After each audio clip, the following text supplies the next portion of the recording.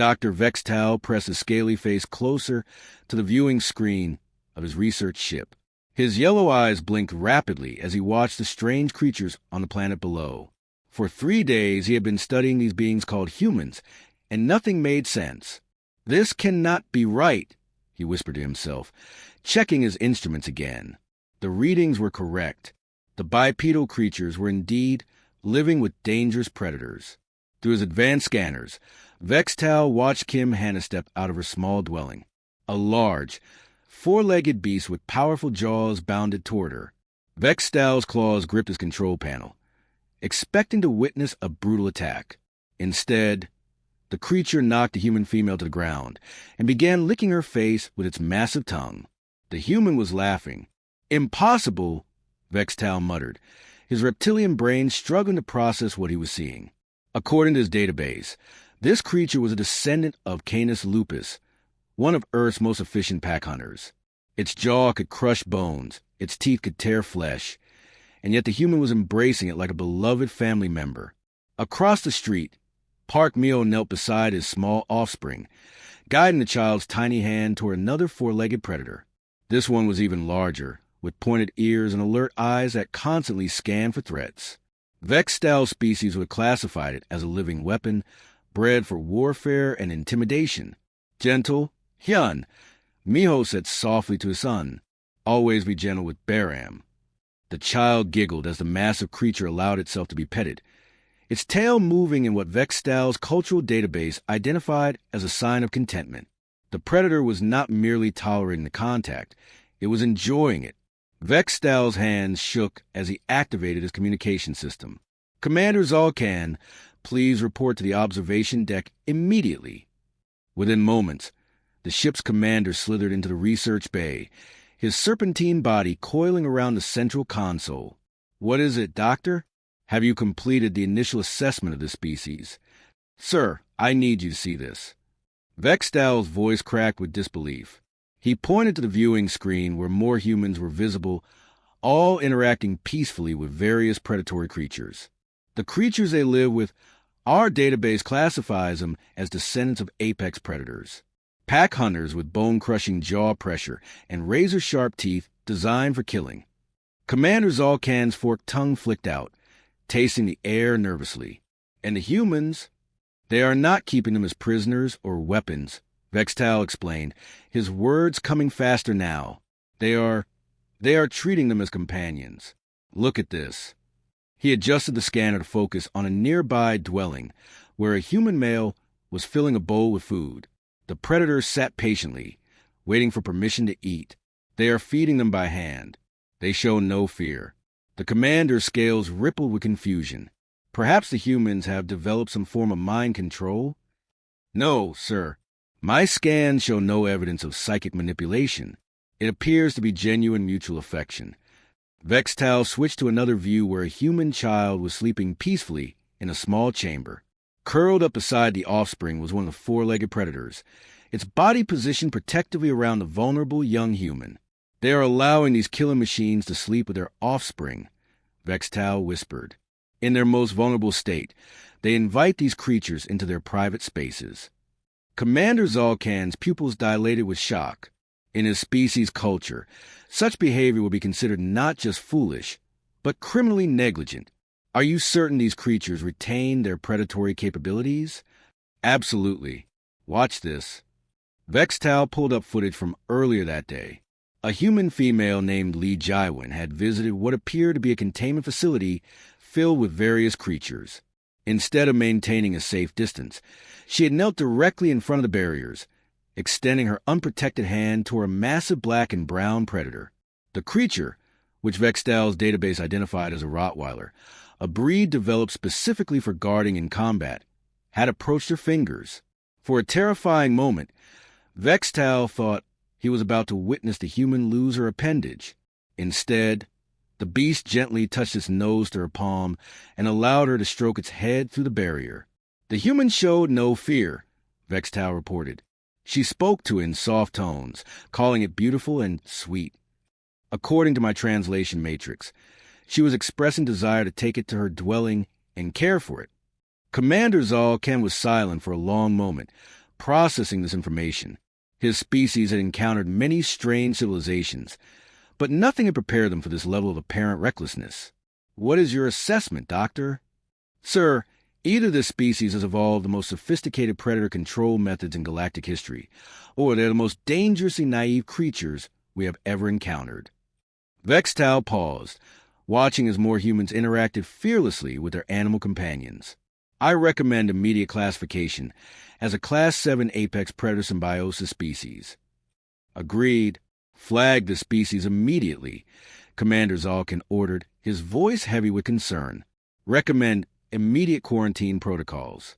We cannot allow this phenomenon to spread to other worlds until we understand whether humanity represents an unprecedented threat or an impossible miracle.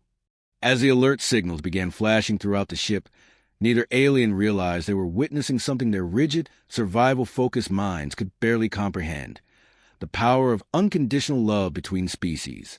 Ambassador Korthak stepped off his shuttle onto Earth's surface, his forearms adjusting the ceremonial robes that marked him as a representative of the Galactic Council. His insectoid features were carefully arranged in what his species considered a diplomatic expression, though his mandibles clicked nervously as he surveyed his surroundings.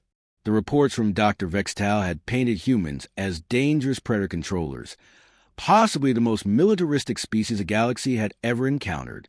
Korthak had prepared himself to meet warriors, perhaps viewing armories filled with weaponized beasts. Instead, he found himself standing before a modest building with colorful paintings of various creatures on its walls. A cheerful human female emerged from the entrance, her face bright with what Korthak's cultural database identified as genuine pleasure. She wore simple clothes and had her dark hair pulled back in a practical style. Ambassador Korthak, welcome to Earth, Choi Nari exclaimed, extending her hand in the human greeting gesture. I'm Nari from the Soul Animal Rescue Center. We're so honored you chose to visit us first. Korthak's compound eyes focused on her outstretched hand, noting the absence of any visible weapons or protective gear. His forearms instinctively moved toward his emergency beacon as he processed the implications. If these humans were as dangerous as the report suggested, why was this female approaching him so casually? I am pleased to make your acquaintance, Korthak replied carefully, his translator converting his clicks and buzzes into human speech. This facility, it houses your military assets? Nari laughed, a sound that made Korthak's antennae twitch with confusion. Military assets? Oh no, we rescue abandoned and injured animals here. Come on, let me show you around. She led him through the entrance, chattering excitedly about the center's mission. Korthak followed reluctantly, his breathing apparatus beginning to fog as his stress levels rose. The corridor was lined with metal enclosures, each containing what appeared to be a different species of predator. These creatures, Korthak managed, his voice barely steady. They are your prisoners of war? Prisoners? Nari turned to him with genuine confusion. Oh goodness, no. These are rescues waiting for adoption. We help them find loving homes with families who will take care of them forever. Korthak stopped walking. The concept was so alien to his understanding that his translator seemed to malfunction for a moment. Adoption? Yes. Look at this, sweetie.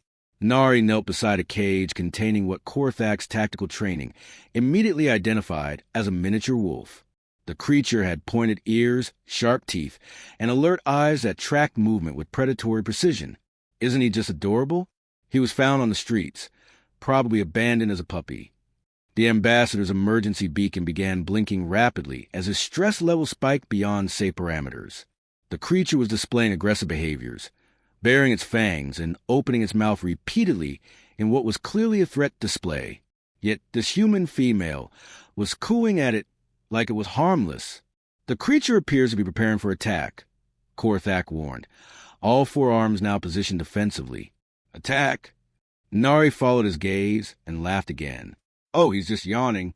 Look at those sleepy eyes. He must be tired from playing with the volunteers earlier. Korthak stared in disbelief. His species had encountered many predators across the galaxy, and he knew threat displays when he saw them. Yet this human was interpreting obvious aggression as fatigue. As they continued through the facility, Nari introduced him to dozens of creatures. cats with retractable claws that could slice through metal, dogs bred for hunting and combat, even small mammals with razor-sharp teeth. Each time, she spoke about them with affection, using words like sweet, gentle, and loving. "This one just arrived yesterday," she said, stopping beside a larger enclosure. Inside was a massive dog with broad head and powerful jaw.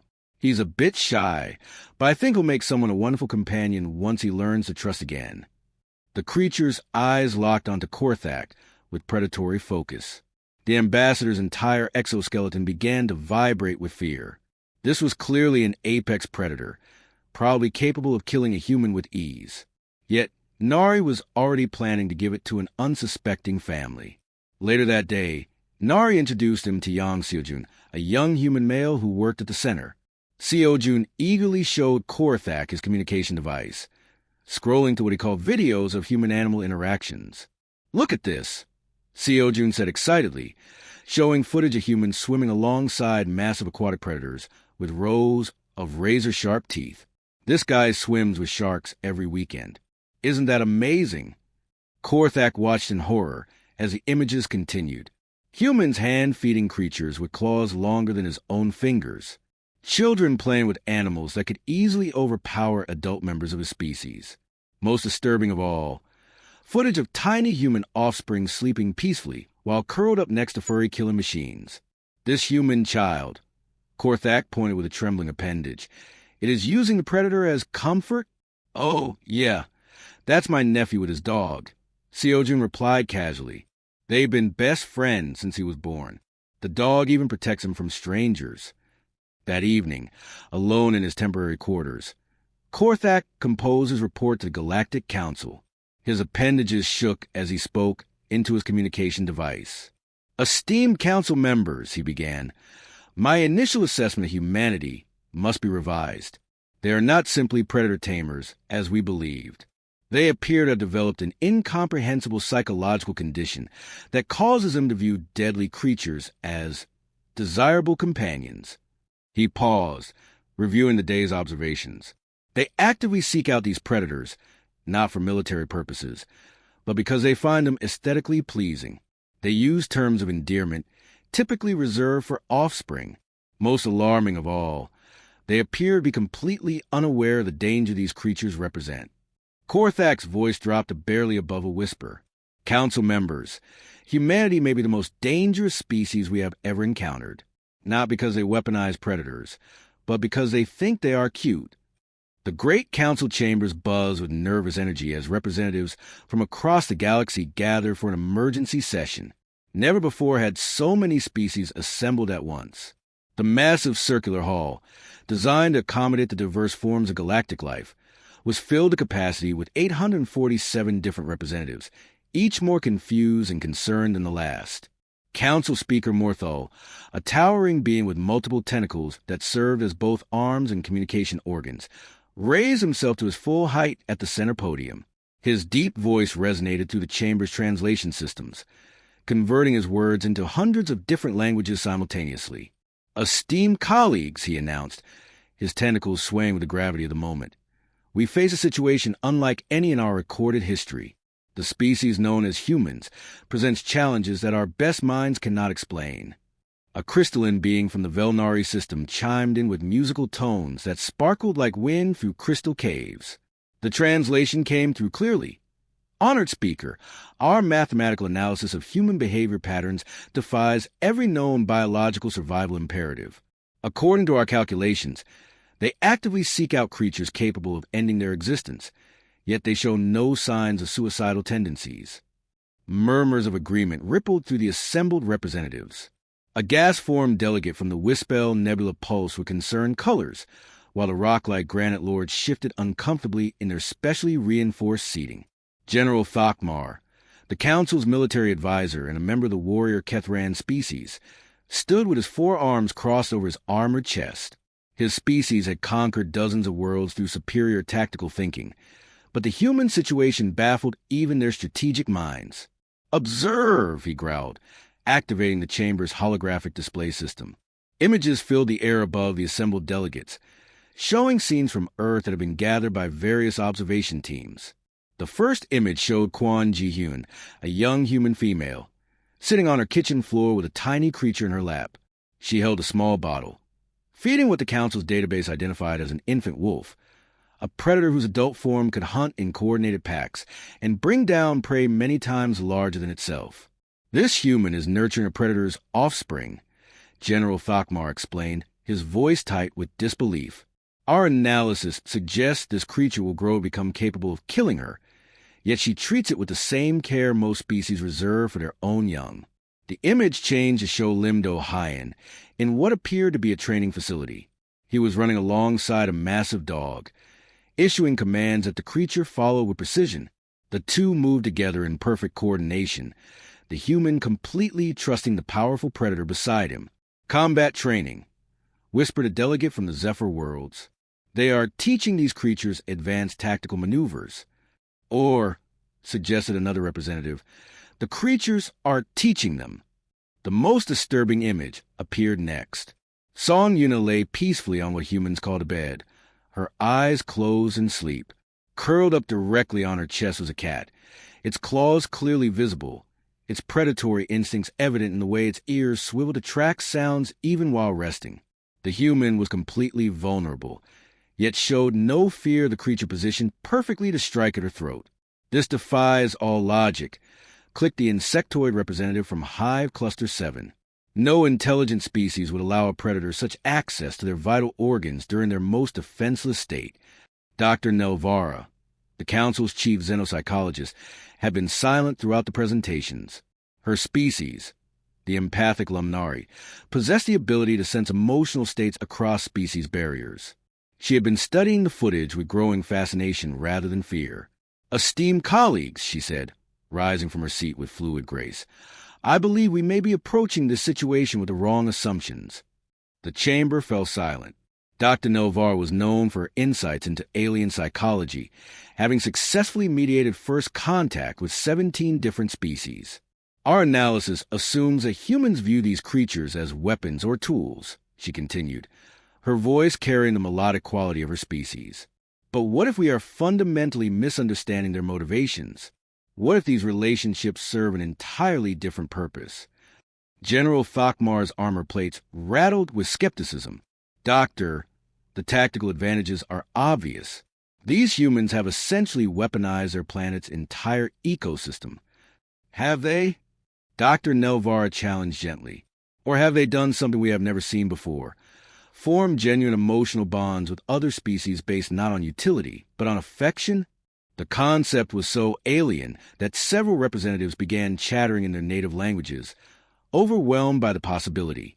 The idea that an intelligent species would risk their lives simply for emotional satisfaction was nearly incomprehensible to most galactic civilizations. "I propose," Dr. Nelvar continued, "that we suspend our current analysis and approach this from an entirely new angle, rather than observing from a distance. I volunteer to conduct direct field research on Earth. I will live among the humans and use my empathic abilities to understand the true nature of these relationships." The chamber erupted in concerned voices. The risk to Dr. Nelvar would be enormous if the humans were indeed as dangerous as they appeared. Council Speaker Mortho raised his tentacles for silence. "Dr. Nelvara, you understand that if our current assessment is correct, you would be placing yourself in extreme danger?" "I understand," she replied calmly.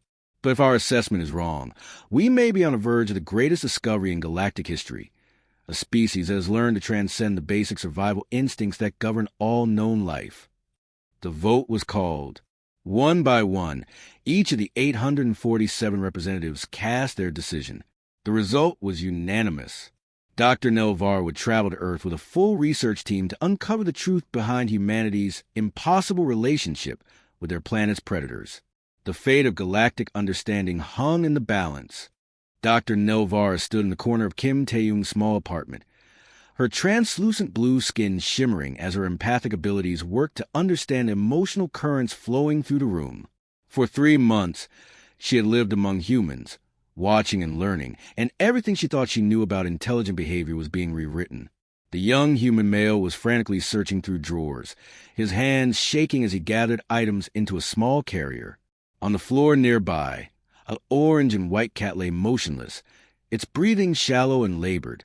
What struck Nelvara most was not the injured creature, but the waves of pure anguish radiating from the human. "It's okay, Machi," Taeyun whispered, gently lifting the cat into the carrier. "We're going to get you help. Just hold on for me." Nelvar's empathic senses were overwhelmed by the intensity of his emotions. The fear, the desperation, the love, it was identical to what she had observed in parents caring for their dying offspring. Yet this was not his child. According to every biological imperative she understood, this creature should mean nothing more to him than any other random animal. As Taeyun rushed toward the veterinary clinic, Nelvara followed, her scientific mind racing. Through her abilities, she could sense the cat's pain, but also something else, a deep, rumbling vibration that seemed to pulse with intention. Despite its suffering, the creature was purring. "Remarkable," she whispered into her recording device. "The creature appears to be attempting to provide comfort to its human companion, even while experiencing significant physical distress." At the clinic, Nelvara watched Taeyun pace the waiting room, his emotions swinging between hope and despair with each update from the medical staff. When the veterinarian finally emerged with positive news, the relief that flooded through him was so powerful that Nelvara had to step back to avoid being overwhelmed by the emotional resonance. "The relationship is completely reciprocal," she recorded later that evening. "The human experiences genuine grief at the prospect of losing his companion, while the creature actively works to comfort him despite its own pain. This defies every model of interspecies interaction we have documented." Her understanding deepened further when she observed Park Sohee at a dog training facility. Nelvara had expected to witness domination and control, the typical methods intelligent species use to manage dangerous creatures. Instead, she found herself watching something entirely different. Sohee stood in the center of a large room with a German shepherd that towered nearly to her shoulder. The creature's powerful muscles and alert eyes marked it as a formidable predator, capable of overwhelming the human with ease. Yet when Sohee gave a gentle command, the dog responded immediately, its tail wagging with what Nelvar's cultural database identified as pleasure. "Good boy, Betgu," Sohee praised, offering the dog a small treat. "You're such a smart boy." Through her empathic abilities, Nelvara sensed no fear from either participant. The human felt proud and affectionate. The dog radiated contentment and eagerness to please. When Sohee asked the creature to perform a complex series of movements, it complied not because it was forced to, but because it wanted to make her happy. "This is not subjugation," Nelvara murmured, her previous assumptions crumbling. "This is cooperation based on mutual affection and respect."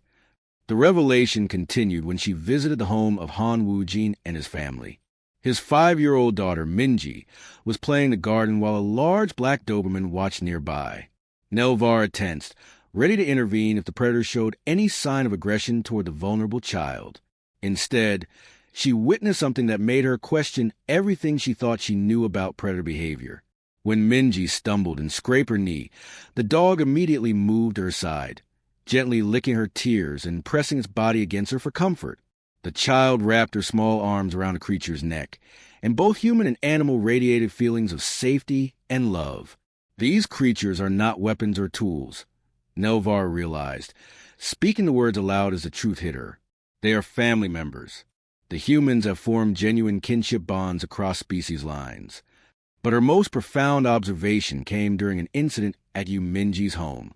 Nelvara was documenting his interactions with his pet cat when a small bird crashed into the window, falling to the ground with an injured wing. The cat, responding to its natural hunting instincts, immediately moved toward the helpless creature. "No, Shadow," Minji said firmly, scooping up the injured bird before his cat could reach it. "This little one needs help, not hunting." Nelvara watched in amazement as the human carefully examined the bird, then fashioned a small nest in a cardboard box. He provided water and food, speaking softly to the frightened creature. His cat sat nearby, clearly wanting to follow its predatory instincts, but respecting its human's wishes. The human is protecting a creature that provides him no benefit whatsoever, Nelvara recorded, her voice filled with wonder. He is risking potential conflict with his own companion animal to save the life of a complete stranger from another species. This level of cross-species empathy should be impossible. Over the following days, she watched Minjay care for the injured bird until it was strong enough to fly away. When he released it back into the wild, Nelvara senses genuine happiness at seeing it return to freedom, even though he gained nothing from the act. That evening, Nelvara activated her long-range communicator to contact the Galactic Council.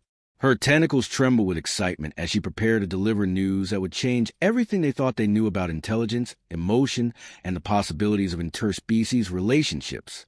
"Council members," she began, her voice steady despite her inner turmoil, "I must report that our entire analysis of humanity has been fundamentally flawed.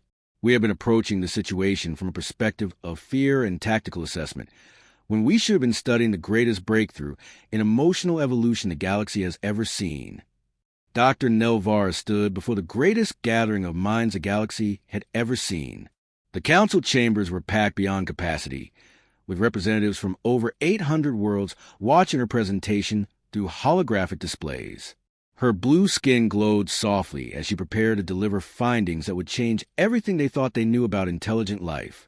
"Esteemed colleagues," she began, her voice carrying clearly through the translation systems. "After 4 months of intensive field research among humans, I must report that our initial assessment was completely wrong." The massive viewing screen behind her flickered to life, showing images she had captured during her time on Earth. The first showed a human child sitting cross-legged on grass, gently stroking a small, fluffy creature in his lap. "This is John Sunman teaching his young son the proper way to handle their family rabbit," Nelvar explained. "Notice the careful instruction about being gentle, the obvious affection both humans show for this creature. According to our threat assessments, rabbits possess powerful legs capable of delivering damaging kicks, and teeth designed for constant gnawing." The assembled delegates shifted uncomfortably. Several had classified rabbits as minor bioweapons in their preliminary reports. Yet humans see them as companions requiring protection and care. Nelvar continued. The image changed to show a human female crouched in the rain beside a garbage container, coaxing a wet, bedraggled cat toward a carrier. This is Kim Hyojin. She spends her personal time and resources rescuing abandoned cats from the streets, providing them with medical care, and finding them homes with other humans. A crystalline delegate chimed with confusion. But why does she risk exposure to disease and injury from unknown predators? "Because," Nelvar said, her voice filled with wonder, "humanity possesses what I can only describe as weaponized empathy. They have developed an unprecedented ability to form emotional bonds across species barriers." She gestured to the screen, which now showed dozens of different humans interacting with various creatures. They do not see these animals as tools, weapons, or resources. They see them as individuals deserving of care, protection, and love. Their classification of creatures as adorable or cute is not based on threat assessment, but on emotional connection potential. The chamber erupted in whispers and clicks and musical tones as delegates tried to process this information. General Thakmar leaned forward in his seat, his armor plates rattling. "Doctor, surely you cannot be suggesting that an entire species has abandoned rational threat assessment in favor of emotional responses?" Nelvara smiled, expression her species used to indicate patient understanding. "General, that is exactly what I am suggesting. And it has made them stronger, not weaker." The screen showed footage of Park Sun-ho walking through a dangerous neighborhood at night, completely unafraid because his large dog companion deterred any threats. Then it showed Lee Mina, whose cat had detected a gas leak in her home and woken her before it could become dangerous. Their companions provide protection, early warning systems, emotional support during stress, and countless other benefits, Nelvar explained. But these benefits arise naturally from relationships built on mutual affection, not from forced servitude. She paused, letting the implications sink in. "Ladies, gentlemen, and honored beings of all forms, humanity has achieved something we believed impossible. They have formed the galaxy's first successful large-scale interspecies partnerships based entirely on love." Council Speaker Morthal rose slowly, his tentacles swaying with the weight of this revelation. "Dr. Nelvara, if your assessment is correct, how do you suggest we classify humanity in our galactic database?" I propose a new classification entirely, Nelvar replied without hesitation. Universal Companion Species Specialists. Their unique abilities could revolutionize our approach to first contact with hostile species throughout the galaxy. The chamber fell silent as delegates considered the implications. Species that have been warring for centuries might find peace through human mediation. Dangerous planets could become habitable through partnerships with their native predators. Their empathy is not a weakness, Nelvar concluded. It is their greatest strength. They have learned to see past fear and instinct to find common ground with creatures that should be their natural enemies. 6 months later, the docking bay of Council Station Omega buzzed with nervous energy. Ambassador Lee Jiho was arriving for humanity's formal induction into the Galactic Council, and security was at maximum alert. Every alien security officer had their hands on their weapons as the human transport ship docked. Through the viewports, they could see the new ambassador preparing to disembark, and beside him stood one of the creatures from Dr. Nelvar's reports, a large, powerful dog with alert ears and intelligent eyes. Security teams maintained readiness, crackled the station commander's voice over the intercom. The human is accompanied by one of their companions. The airlock doors opened with a soft hiss. Ambassador Lee Jio stepped out, a middle-aged human with kind eyes and a confident bearing. Beside him walked a magnificent German shepherd, its black and tan coat gleaming under the station's lights. Every security officer in the bay tensed, their various appendages reaching for weapons. This creature could kill most of them with ease. Its powerful jaws and razor-sharp teeth marked it as an apex predator, and it moved with the fluid grace of a trained killer. But then something extraordinary happened. Ambassador Gio reached down and gently scratched behind the dog's ears, his fingers ruffling the soft fur. The massive predator's tail began to wag, and it leaned into the touch with obvious pleasure. "Good boy, Commander," Gio said softly, his voice carrying clearly in the silent docking bay. "You did great on the trip." The simple act of affection between human and predator sent ripples of amazement through the watching aliens. Here was living proof of everything Dr. Nelvara had reported, a bond based not on fear or domination, but on pure, genuine love. As Jiho walked toward the reception committee with Commander at his side, completely unaware of the sensation he was causing, Nelvara smiled from her position in the observation deck. Humanity was about to change the galaxy forever, one gentle scratch behind the ears at a time.